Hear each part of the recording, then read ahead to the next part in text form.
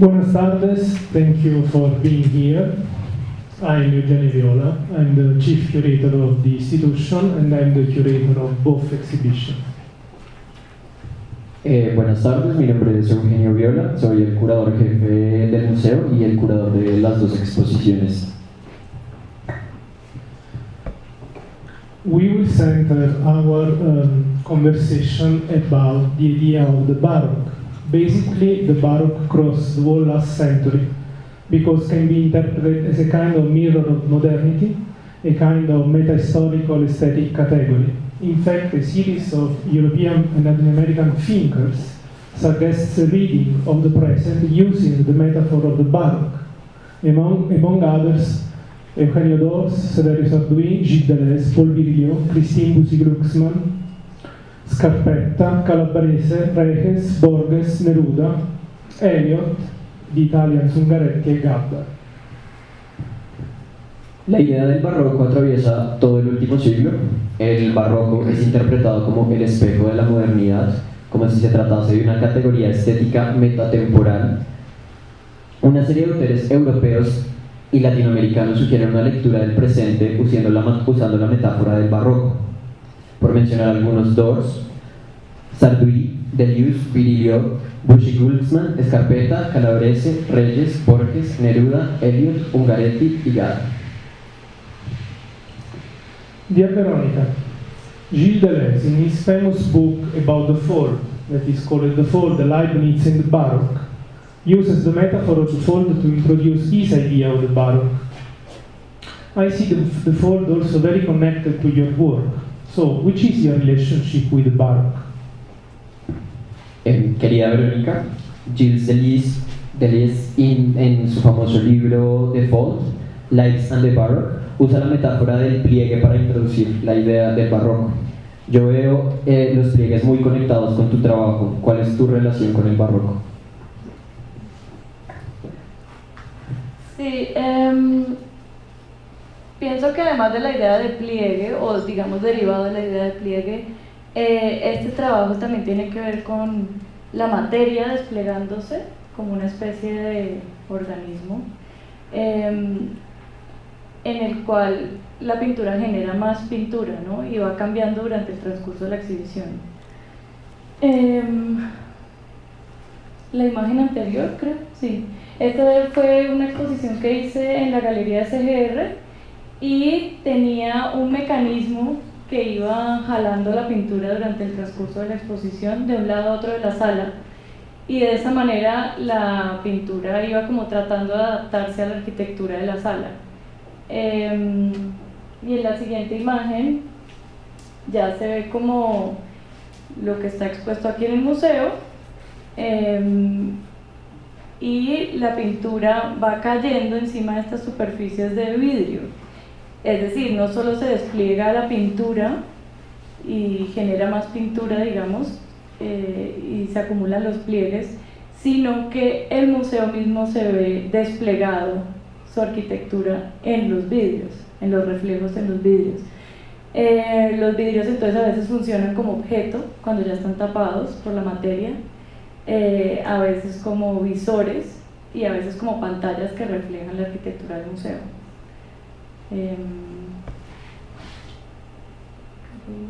Bueno, y aquí esta es la pieza exterior, que es una como pantalla reflectiva también del color negro, en el que se ve también desplegado el espectador, ¿no? Que va entrando al museo junto con su entorno, ¿no? Con el jardín, con la obra de Buren, con la arquitectura del museo exterior.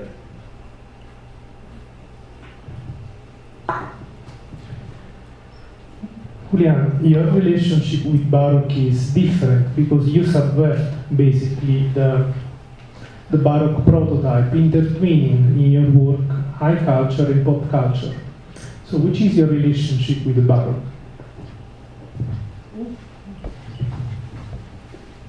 Julián, tu relación con el barroco es diferente. Tú subviertes de alguna manera tus metapinturas, el prototipo del barroco, entrelazando la alta cultura y la cultura pop. Igual que Verónica, ¿cuál es tu relación con el barroco? Bueno, más que el hecho de retomar imágenes del barroco y intervenirlas, yo creo que lo más barroco que tiene mi obra es una relación con el barroco transhistórico. El hecho de que el barroco ha existido y en todas las épocas, el barroco, digamos que las características esenciales del barroco son las características del dios griego Dionisio, o Baco para los romanos, que es la desmesura, la ebriedad, la vitalidad. Técnicamente, el hecho de que en mis obras hayan varias perspectivas al mismo tiempo y varias dimensiones es como tiene algo que ver con los pliegues también que estabas hablando de Deleuze. El hecho de la multiplicación de los puntos de vista, que no hay una realidad sino mucha realidad, muchas perspectivas. La realidad depende de quien la experimenta y del punto de vista en que se observa. Bueno, eso creo que es básicamente.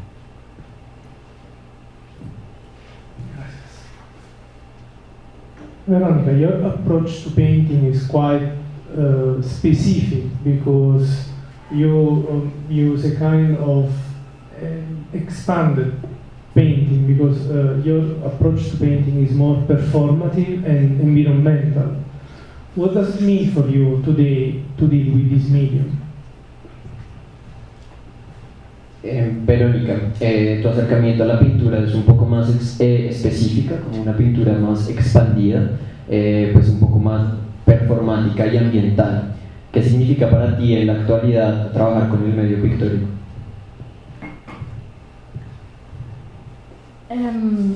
Bueno, pues sí, definitivamente me interesa la cuestión del espacio y en ese sentido me interesa la pintura como un proceso.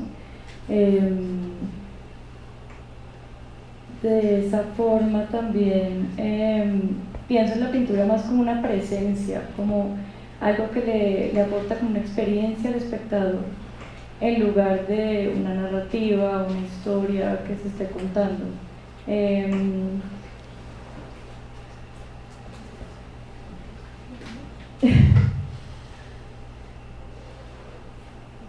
Para mí es importante también que esté involucrada la arquitectura en la disposición de la pintura, que sea la pintura también la que transforma el espacio, pero también que el edificio mismo pueda transformar esa superficie de pintura.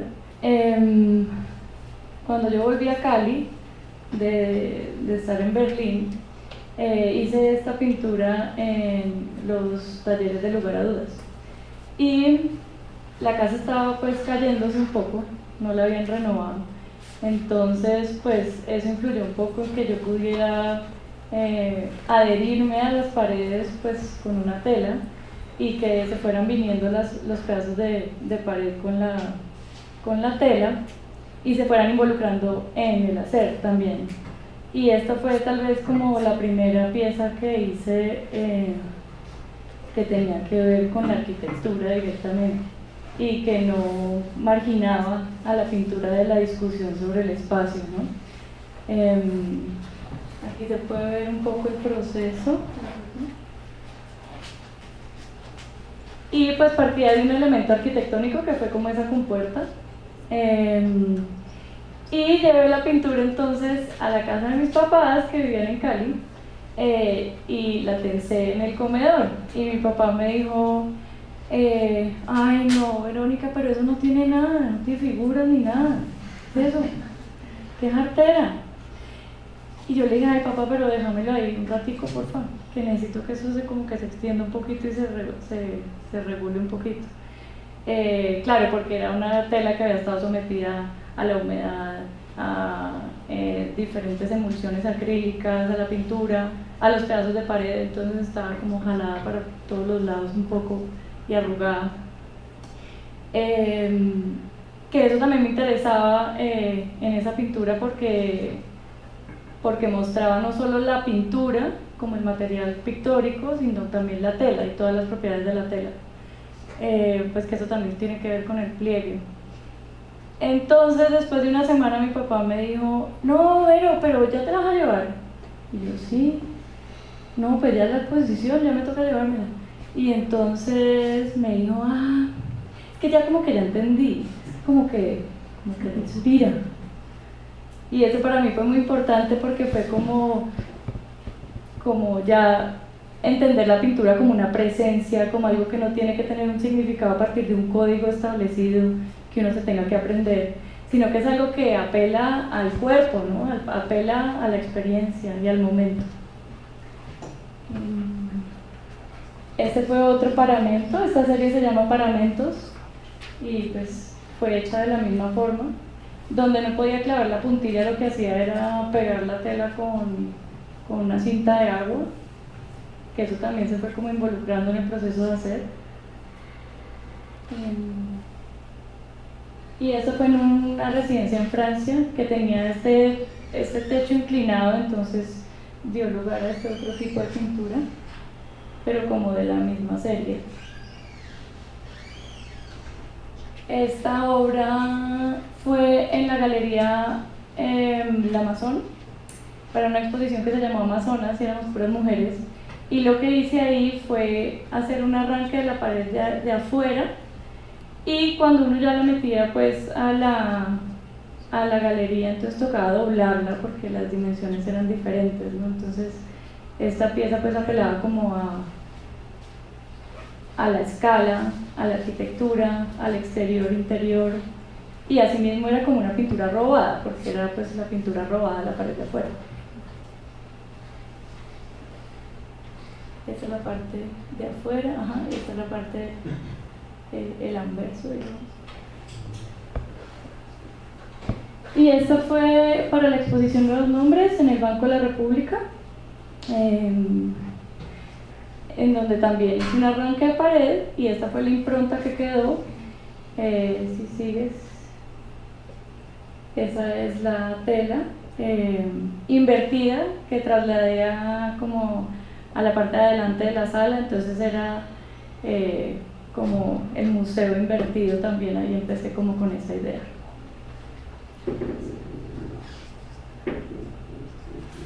Y esto fue en La Casita, Bogotá,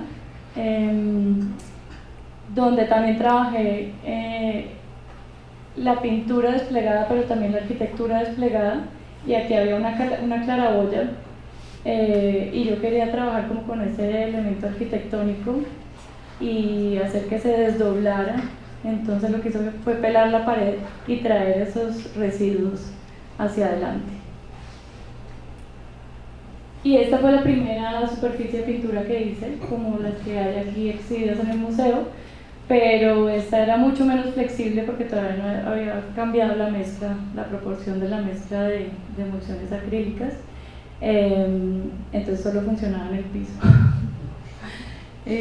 Funcionaba también como una pantalla reflectiva de la arquitectura, ¿no? Ahí empecé también con este tema. Ya. Estas pues son imágenes de acá, de los pliegues y los reflejos.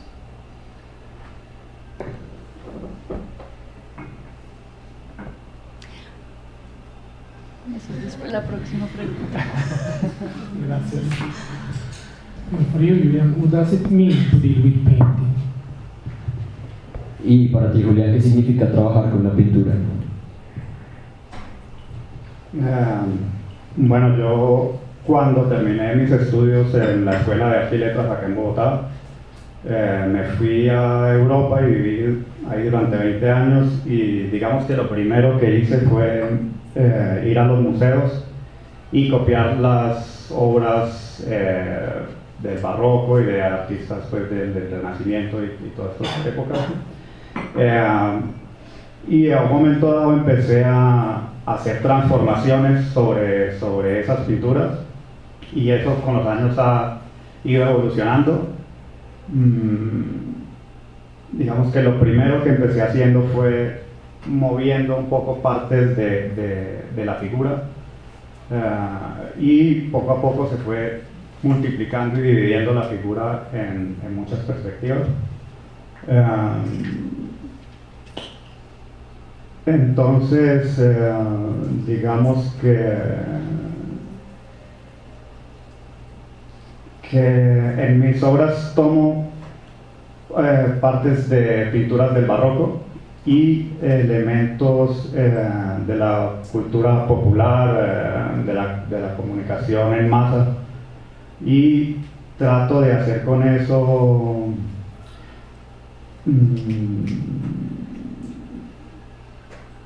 o sea, hasta que yo no siento que hay como una especie de explosión dentro de la tela, como un movimiento circular, digamos, como una especie de Big Bang de elementos que están saliendo como dando vueltas hacia el espectador, es cuando considero, digamos, que la pintura está acabada.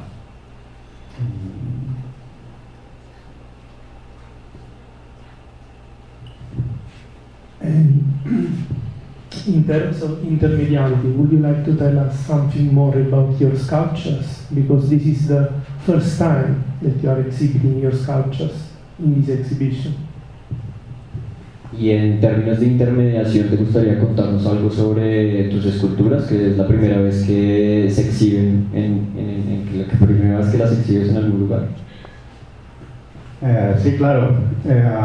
Escultura siempre he hecho, pero muy poco. Y digamos que desde hace 2 años que volví a Colombia he estado trabajando más la escultura. Básicamente quiero hacer un poco lo mismo que hago en la pintura, con las referencias al barroco y a la cultura popular. La manera de hacer escultura es obviamente distinta. Es más como un juego. Digamos, para una de las esculturas que están aquí, entonces yo voy a por ejemplo, a una carnicería y compro una pata de vaca o un pedazo de chicharrón y hago moldes de partes de cuerpos y voy teniendo como una colección de partes de cosas, y luego empiezo a hacer como ensamblajes y empiezo a buscarle un significado, un comentario plástico sobre las cosas. Es una estética del fragmento. Es una estética del fragmento, correcto. Sí, es la esencia de que la realidad está fragmentada. Depende del punto de vista y bueno, más que todo hoy, cuando vivimos en una sociedad cada vez más globalizada y donde, digamos, los productos se fabrican en diferentes partes del mundo, se fabrica el mismo producto, el hecho de hacer dibujo, pintura o escultura siempre me ha llamado la atención por eso, porque es una cosa que uno puede hacer sin necesidad de nadie y casi sin nada, porque con una hoja y un lápiz ya uno pues, puede hacer muchas cosas. Entonces, eso es. En estética fragmentada es barroca también. Es barroca, claro. Sí, el corazón del barroco es, digamos, los altares de las iglesias.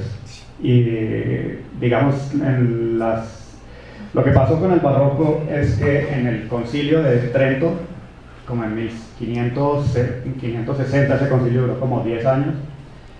Esto viene después de las guerras de religiones entre protestantes y católicos, y en ese concilio la Iglesia Apostólica Romana decide fomentar el arte barroco. En esa época el término barroco no existe, pero fomentar un arte basado en la emoción para de alguna manera tener a los fieles yendo a la iglesia y siguiendo pues el catolicismo, en contraste a la religión protestante, al protestantismo, que es un arte más austero, se basa más en lo austero. Entonces, en los altares, por ejemplo, las pinturas eran cambiadas con poleas durante el servicio para mantener al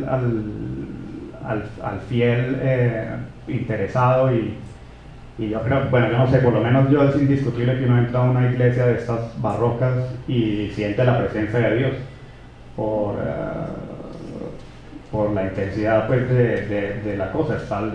Y si tienes un concierto de Bach, incienso, pinturas, esculturas, todo esto, la arquitectura, es como que uno siente la presencia de Dios, pero en el fondo es quizá la presencia de Dionisio.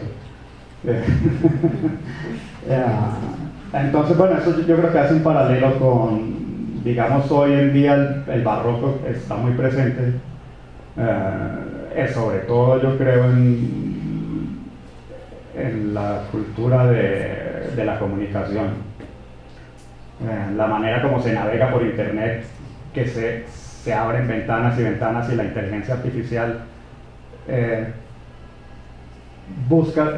sabe lo que es emocionante para ti, te lo propone y es el navegador cada vez se mete más. Esto es un poco como los pliegues de Deleuze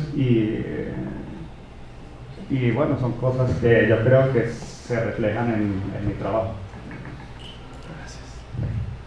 Now the last question to both of us, of course politically incorrect. Which Colombian and international artists were and are important for you and why?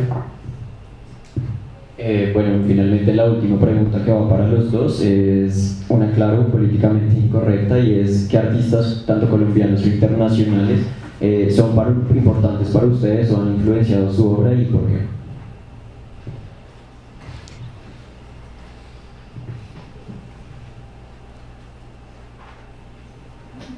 Bueno, yo les traje poquitos de los muchos que me han influenciado y que me gustan.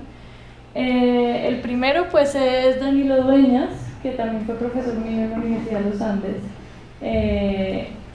y que también parte de la pintura para llegar a otros tipos de expresiones como escultura o instalaciones de sitio específico, ¿no? Porque él también parte mucho del contexto cuando está trabajando para sus exposiciones. Entonces esta es como una obra pues más temprana, más pictórica, y sigue, aquí ya se ve un poco más de su interacción con el espacio y con la arquitectura.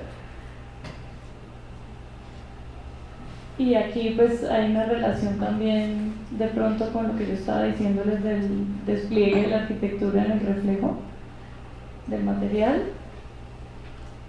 Y otro artista que me ha influenciado también ha sido Elio Itisica, y para él todo es como la materialidad del color en la arquitectura y en esta serie de penetrables.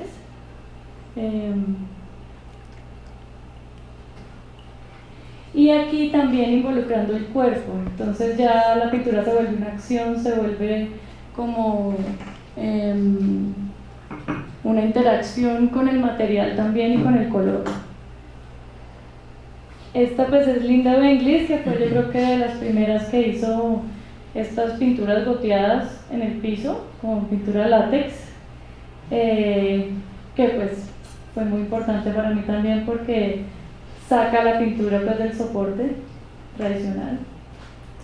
Y Katharina Grosse, que es una artista alemana que ya se deshace casi que también de la materialidad y se inserta en la materialidad de la arquitectura misma, algo así, ¿no? Y también deja momentos en los que sustrae materia en lugar de añadir, y entonces por eso también parece interesante.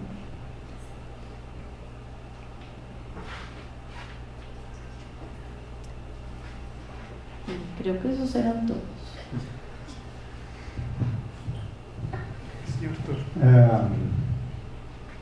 Bueno, digamos que las referencias que yo hago a los artistas del barroco, obviamente son artistas que me gustan, pero no son necesariamente como artistas los que más me han influenciado, son más como un repertorio, lo utilizo más como un repertorio de imágenes. Digamos que también hay artistas que me interesan por la manera como aplican la pintura y no necesariamente por el contenido de la obra. Por ejemplo, Peter Doig.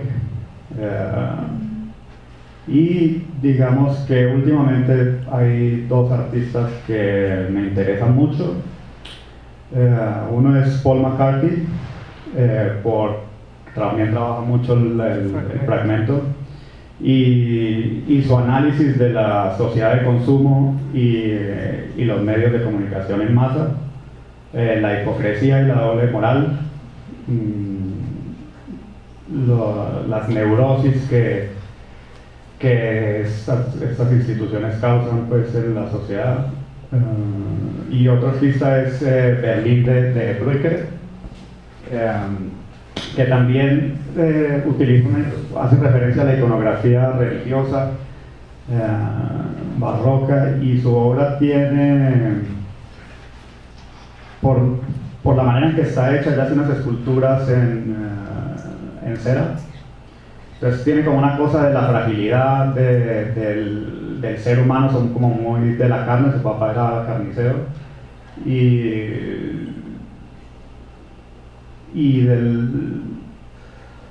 la fragilidad de la naturaleza también, ¿no? Ella siempre también hace como unos árboles o raíces y les pone como unos trapos como si estuvieran heridos. Entonces esa referencia pues a las problemáticas que hay hoy en día con la naturaleza y la fragilidad del ser humano frente a las instituciones que amenazan la existencia misma del ser humano y la humanidad, básicamente.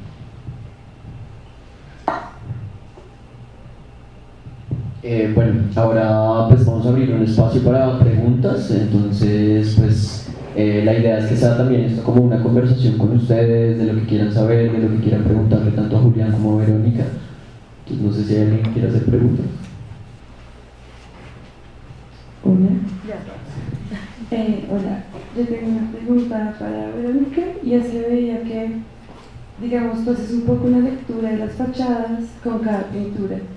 Y mi pregunta es si alguna vez habías pensado cómo recolectar fachada sobre fachada, porque había visto como tu residencia, lo que hiciste en el Mambo, y si habías pensado en hacer un poco como un palimpsesto frente a las fachadas, como recoger en una sola pintura o en la intervención que haces, como fuera del formato convencional, como de distintas arquitecturas. Y para Julián me llamó mucho la atención la paleta de color que usas, sobre todo teniendo en cuenta que estuviste como 20 años viviendo en el exterior y es una paleta muy tropical. Quería saber si en tu historia con la pintura había tenido como alguna influencia, como llegar acá y desarrollar esta serie con esa paleta de color. Bueno, la verdad es que no se me ha ocurrido como combinar las fachadas o las diferentes arquitecturas, porque casi siempre esa misma pieza va para ese mismo lugar, ¿no? Pero, pues buena idea. Podríamos trabajarlo. Gracias. Sí, digamos que esta serie de cuadros que hay aquí, la mayoría los pinté acá en Colombia desde hace 2 años que regresé.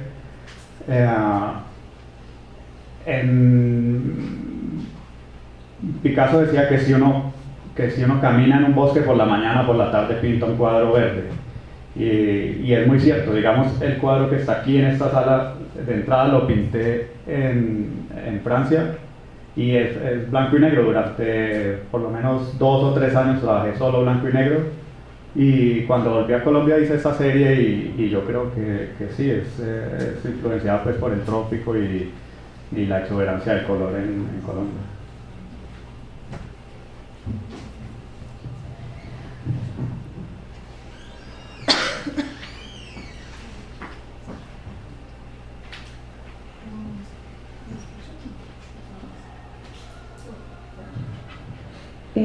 Bueno, tengo una pregunta para los tres, tanto el curador como Julián y como Verónica, y es ¿cómo definirían ustedes pintura expandida? O sea, ¿cuál es su definición? You want to go first?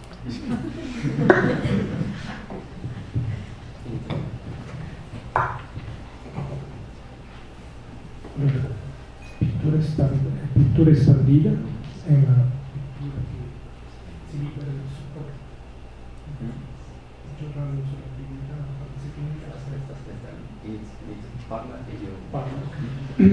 La pittura espandita è una pittura che si libera del supporto, che gioca sull'ambiguità tra la seconda e la terza dimensione. La pintura expandida es algo que se libera del soporte y que juega entre la segunda y la tercera dimensión. Ed è un percorso che attraversa tutta la modernità, dalle avanguardie ad oggi. Es todo un recorrido que atraviesa la modernidad desde las vanguardias hasta hoy. Se pensiamo a uno dei primi scritti, appunto quello di Georg Simmel, il saggio sulla cornice, che è dei primi 15 anni del secolo scorso, che già affronta questo problema. Si pensamos en uno de los primeros escritos de Georg Simmel, che si chiama l'ensaio sul marco, credo si dice. Saggio sulla cornice, che è appunto la necessità della pintura di liberarsi del supporto y del marco. In italiano spero che scratto. Bueno, el ensayo se llama Ensayo sobre el marco, y lo que dice es cómo la pintura se tiene que liberar como del marco y de la bidimensionalidad del lienzo. E gli esempi che ha mostrato prima Veronica, Elio Idisica, ma soprattutto Caterina Grossi, sono emblematici di questa tendenza. Los ejemplos que mostró Verónica antes de sus referentes son como ejemplos emblemáticos de esta tendencia.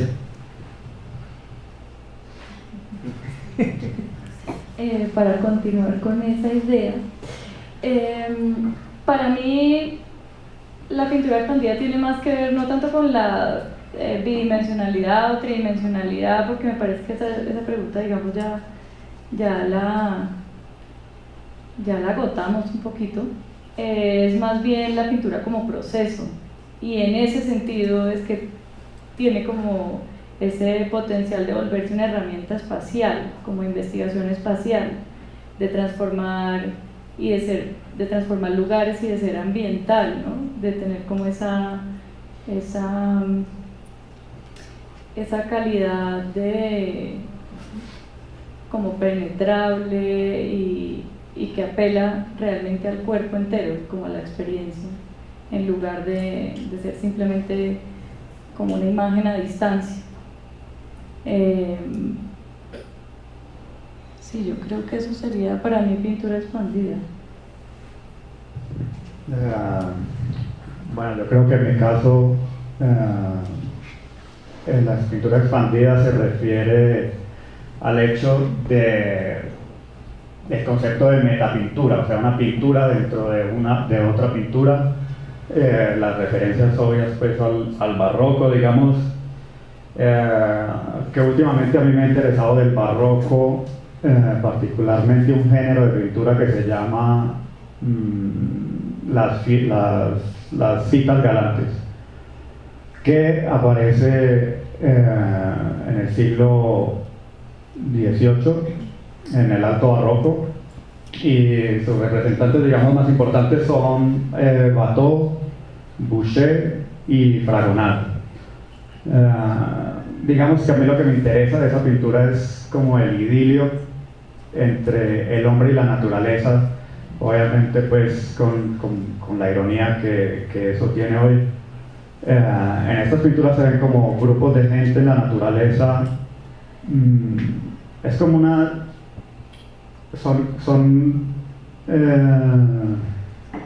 como grupos de aristócratas que se están divirtiendo en la naturaleza, están tocando música, están coqueteando, bueno, es como un idilio del hombre y la naturaleza y como mucho tiempo libre para disfrutar. Y yo veo en eso una relación con un personaje que se llama Homo Festivus, que es del filósofo y ensayista francés contemporáneo Philippe Morel. El Homo Festivus es básicamente, bueno, yo creo que es importante decir que esas pinturas del alto barroco, estamos a las puertas de la Revolución Industrial y de la Revolución Francesa, Revolución Industrial, y que daría nacimiento pues a la gran clase burguesa y a la gran clase media, y al nacimiento de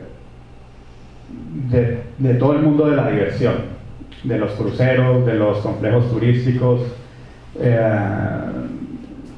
bueno, lo que ya hablaba mucho de la comunicación en masa y la fiesta, la droga, los festivales de todo tipo. Pues esto pues es relativamente nuevo,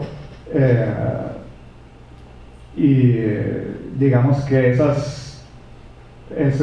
tipo de comparación de cómo se representaba, cómo van apareciendo estos fenómenos en la historia del ser humano y aparecen de alguna manera en el arte, y la pintura expandida es como tomar eso y traerlo a hoy y utilizar la simbología de hoy también para hacer pues unos paralelos, y eso creo que en ese sentido pittura espandita e anche l'ibridazione fondamentalmente della pittura con tutti gli altri media, quindi con la scultura, con l'installazione, ma anche col digitale. La pintura expandida también es la hibridación que hay entre la pintura con los otros medios, ¿no? Entonces con la escultura, con la instalación, incluso con lo digital.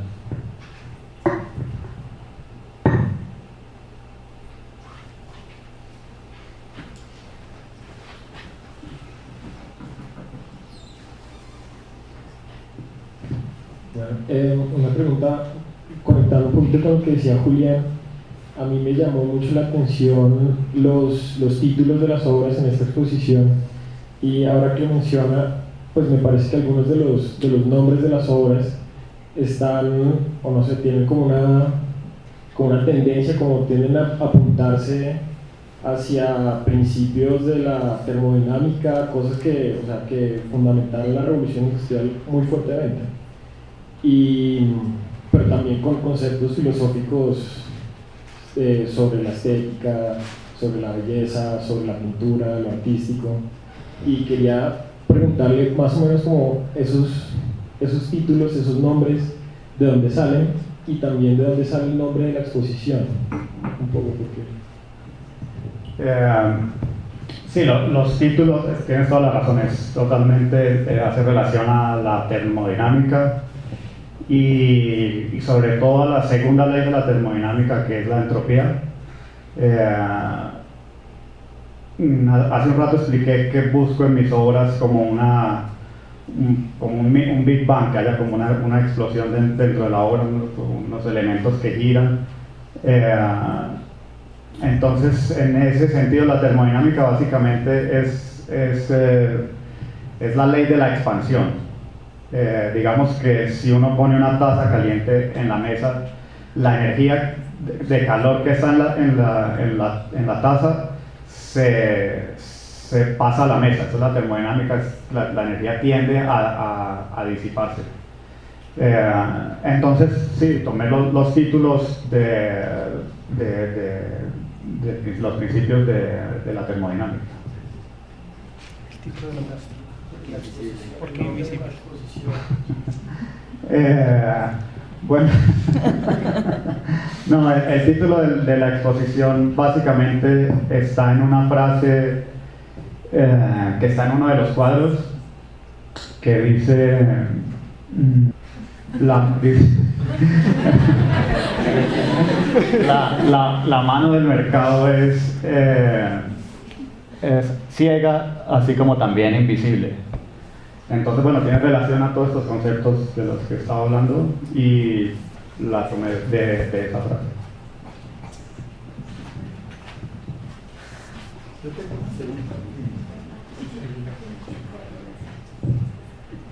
yo tengo una pregunta para Julián y Verónica y pues es diferente. Para Verónica es si tú crees que en esta exposición en específico hay lugar a lo sentimental, es decir, al encuentro con el espectador y sentir algo con la obra que, pues digamos, no sea perceptivo, sino meramente emocional, por así decirlo. Pues como dejando la idea de lado, la idea como que uno tiene en la cabeza, como sobre toda esta pintura expandida, sobre toda la pintura abstracta. Quisiera saber si tú piensas que existe la posibilidad de sentir algo en esta exposición. Y para Julián, quería preguntarle si usted está de acuerdo conmigo en pensar que en este momento de la globalización, el barroco y la calavera que usted le puso a sus cuadros están en la misma jerarquía en cuanto a imagen.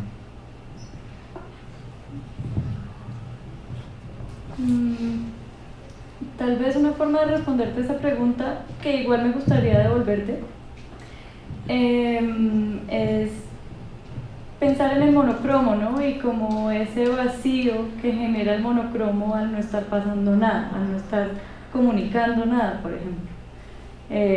Pues nada comunicado como a manera de un código que uno pueda descifrar, ¿no? Entonces tal vez por ese lado lo que podría pasar es eso. Y hay una cosa muy linda que dice Lyotard que me gusta mucho, que es que en ese vacío, en ese que no está pasando nada, hay cierto terror, ¿no? Hay terror de que además no vaya a pasar nada, ¿no? Y ese es un terror que tiene que ver con lo sublime. Tal vez entonces por ese lado, no sé si sentimental, pero tendría algo que ver con que apele a algunos sentimientos, ¿no? Quería devolverte la pregunta, a ver si todavía has sentido algo. Pues no, realmente no.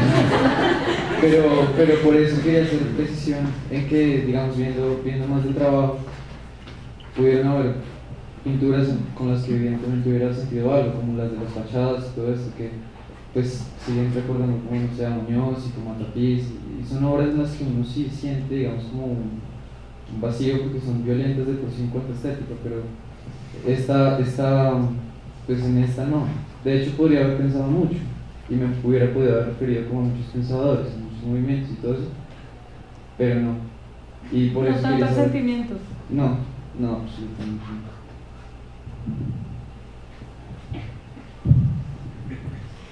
no. Entonces, sí, con la referencia a la calavera y a las imágenes del barroco, digamos que esa calavera viene es como un sticker que se pondría en el teléfono en un story. La imagen que está detrás es una imagen, pues obviamente fotográfica o lo que sea, y encima va eso. Entonces esa es la jerarquía. Esa sería. No sé.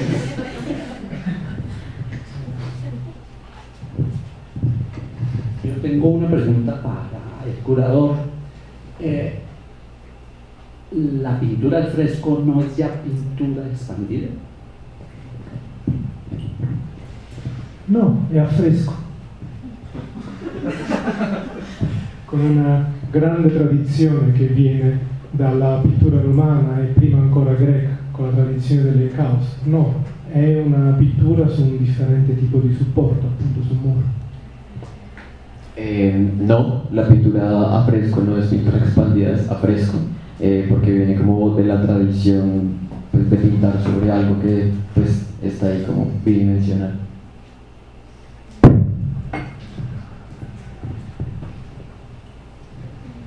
Hola, ¿qué tal? Bueno, entienden un poco pintura como este congruente proceso de desconfiguración y de ruptura de algunos códigos que han sido tanto formales como gramaticales de la pintura y del acto de pintar. ¿En qué sentido destruir o bueno, desconfigurar estos códigos o la creación de unos nuevos son reflejo de nuestra contemporaneidad?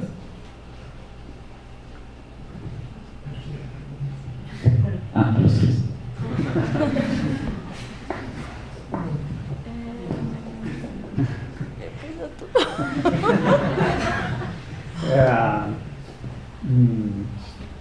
Sí, yo creo que sí, por lo que ya he dicho antes, la fragmentación de la realidad, pues tiene que ver con esa destrucción de los códigos y de la multiplicidad de los eventos y del orden de las cosas.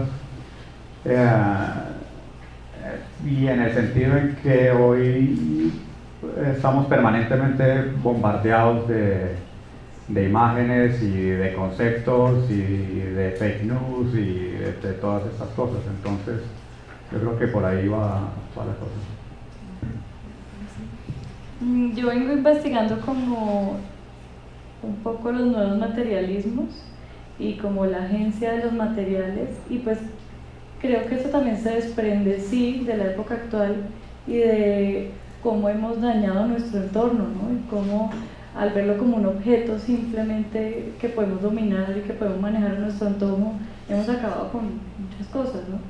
Y sí pienso que es un poco un reflejo de mirarse al espejo y pensar, bueno,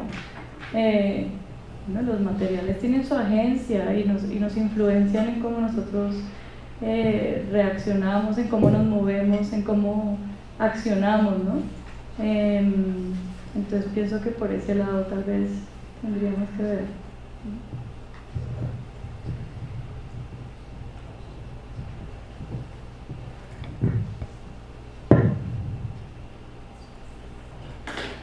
Assolutamente sì, la pittura è una fonte potenzialmente infinita di figurazione e di figurazione. Per questo è ancora terribilmente anacronistica e attuale. Absolutamente sí. La pintura es una fuente potencialmente infinita de figuración y también de desfiguración, y es por eso que todavía es actual y atípica. Sì, anacronistica, Anacronistica y actual. Infatti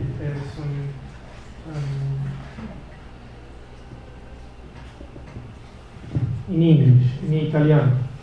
Infatti se tu osservi la storia dell'arte dell'ultimo secolo, è un andamento ondulatorio per quanto riguarda la pittura.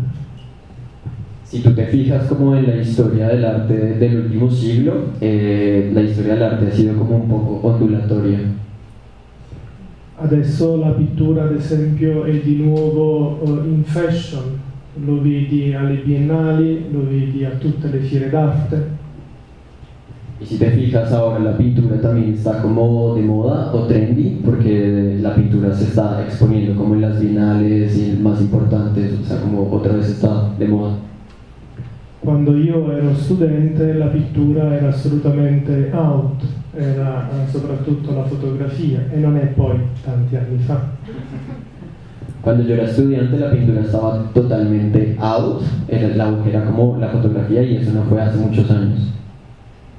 Questa era una reazione al ritorno alla pittura degli anni '80. In Europa c'era stato ad esempio i nuovi selvaggi, no? I Neue Wilden come Kiefer, Baselitz, Spank, in Italia la Transavanguardia e in America questa era una reazione al ritorno alla pittura degli anni '80. Esta era una reacción al retorno de la pintura de los años 80. In Europa, in Alemania, per esempio, los nuevos Neue Wilden in Alemania, i nuovi selvaggi. Kiefer, Baselitz, Spank. In Italia la Transavanguardia, o in America artistas como David Salle, Julian Schnabel. Y il ritorno alla pittura era una reazione alla stagione del concettuale de los años 70. E il conceptual era una reazione alla orgia visiva del pop. La pintura fue como una onda que Parla solo degli anni 60. Il conceptual era una reazione alla pop art, quindi è un andamento ondulatorio. che dimostra la radicale inattualità attuale della pittura. Sí, el arte conceptual fue una reacción al arte pop y por eso ha sido como un arte como ondulatorio y por eso es que otra vez la pintura como que ha regresado.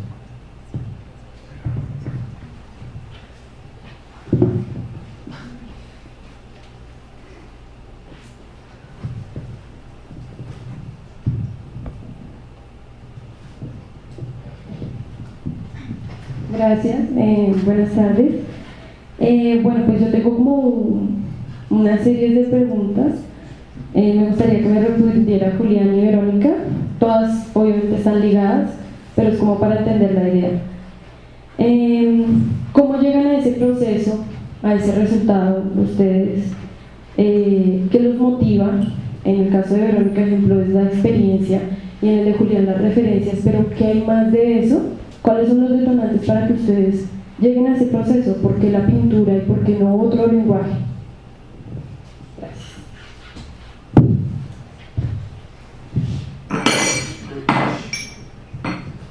Bueno, pues ahí tal vez lo inexplicable es por qué la pintura, ¿no? Pero sí ha sido siempre un interés que he tenido.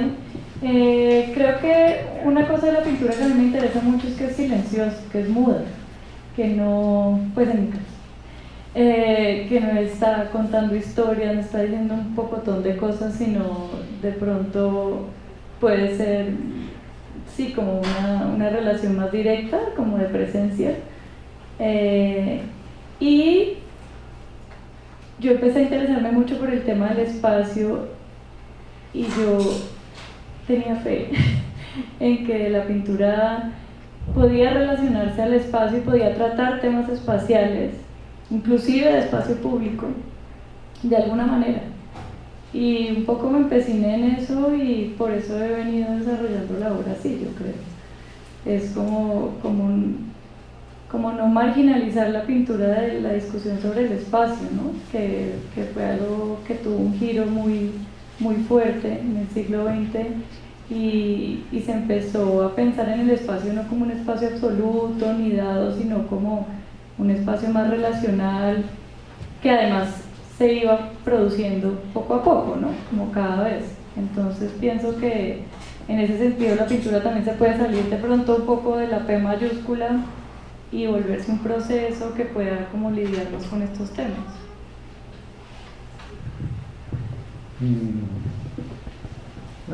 Sí, pues la pintura, pues un poco lo que estamos diciendo ahora y digamos que de alguna manera es una afirmación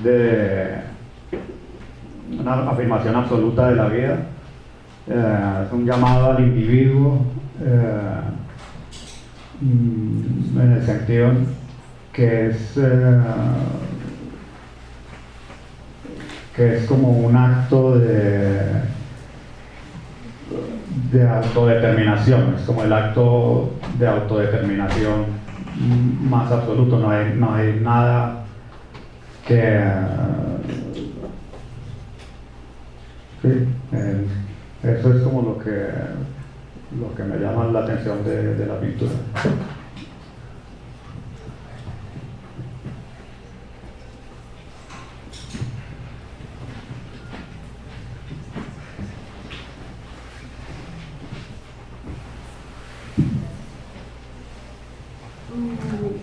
Quería saber, Julián, pues si cómo tú haces los bocetos o si haces bocetos o si pintas directamente. O sea, como que al principio hasta contaste que tú pintabas, hacías copias en los museos, pero pues para pintar esto tienes fotografías, haces intervenciones con Photoshop o con filtros, o directamente lo haces, no sabes cómo va a quedar la pintura. Sí. Y también quería preguntarte a Verónica, pues ahorita que hablabas pues de los nuevos materialismos y de cómo tratamos la materia ahorita, pues yo quería saber si a ti te da cierta culpa o qué sientes tú cuando estás usando todo este tipo de materiales como industriales que pues igual están siendo igual de, pueden llegar a ser igual de tóxicos cuando uno usa botellas y cosas así. Entonces no sé si, ¿cómo es tu postura frente a eso? Si llegas a sentir algo frente a eso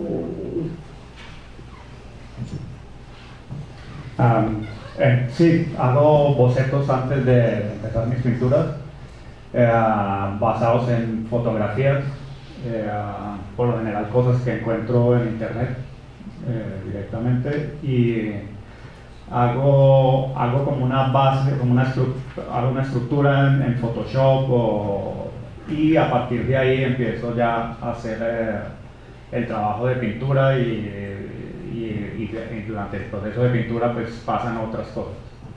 ¿Y siempre ha sido así o paulatinamente? No, paulatinamente, sí. Cuando empecé a hacer las copias pues era directamente iba a los museos o a partir de fotografías, y después las intervenciones que hacía pero eran sobre, digamos que reproducía la pintura muy concreta, entonces simplemente era a partir de una foto de la pintura y la intervenía después, y luego empecé a hacer modificaciones digitales. Bueno, pues claro que me he hecho esa pregunta porque uno hoy en día es como un ser culpable, ¿no? Todo lo que hace está mal y todo lo que se come es horrible y le va a hacer daño y bueno. Pero pienso que pues yo soy una persona frente, digamos, a lo que puede generar una industria entera de pinturas tóxicas, ¿no? Y cada vez están tratando los productores de pinturas de hacerlas menos tóxicas. Pues poco a poco se va cambiando, digamos, la tecnología de la pintura. Sí, yo creo que pues, lo que yo pueda generar de daño no es nada en comparación a lo que genera la industria en general, ¿no? Y que los gobiernos deberían es como regular esas políticas, ¿no? En lugar de esperar que la gente individualmente deje de hacer un pocotón de cosas, ¿no? Vamos con la última pregunta porque ya se nos va a acabar el tiempo, entonces... Hola, mi pregunta es para Verónica. Tú hablas de que tu trabajo no es narrativo, entonces quisiera que me aclararas un poco para ti qué es lo narrativo y qué no es lo narrativo. Y lo segundo, considerando el acto pictórico, ¿consideras que tú pintas o el que pinta es el espacio? Te voy a responder la última primero. Yo pienso que todo está involucrado en el acto de pintar, tanto el espacio como el material, digamos la tela o la pintura o el polvo o el agua o las arrugas que pueda tener la tela o el papel en el que esté pintando. Y eso es parte de lo que me interesa, ¿no? Como uno no ser como el genio creador que va dominando todo y tiene la técnica, sino que se deja llevar por el material y todo se vuelve como un gran flujo de la materia, es lo que me interesa.